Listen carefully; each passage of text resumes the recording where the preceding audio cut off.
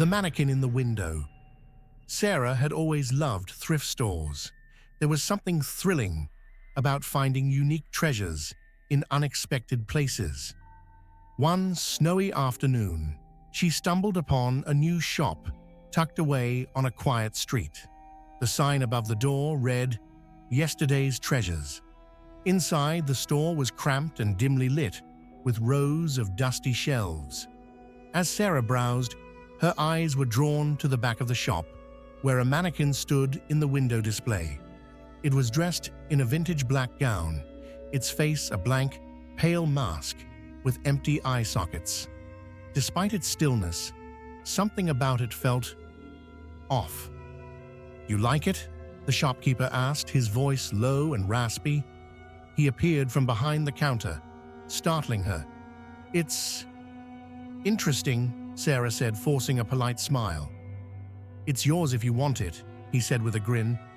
"A true one-of-a-kind piece." Sarah chuckled nervously. "I don't think I have room for something like that." The shopkeeper shrugged.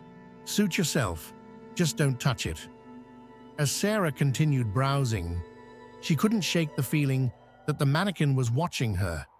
Its eyeless face seemed to follow her movements, and when she glanced back at it, she could have sworn it had shifted slightly. Trying to ignore the creeping unease, Sarah hurried through the store and purchased a small antique mirror before leaving. That night, she unpacked her new find at home. As she hung the mirror on her wall, something strange caught her eye. In the reflection, standing in the corner of her living room, was the mannequin. Sarah spun around, but the room was empty. Her chest tightened as she glanced back at the mirror. The mannequin was still there, unmoving, its blank face staring at her.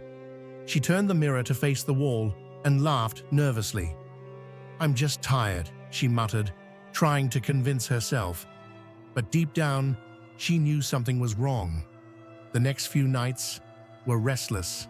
Sarah would wake up to strange sounds, soft scraping, like something being dragged across the floor. One night, she heard a faint knock on her bedroom door. Heart pounding, she turned on the light and called out, but no one answered. When she opened the door, she froze. The mannequin was standing in the hallway. Sarah screamed and slammed the door shut.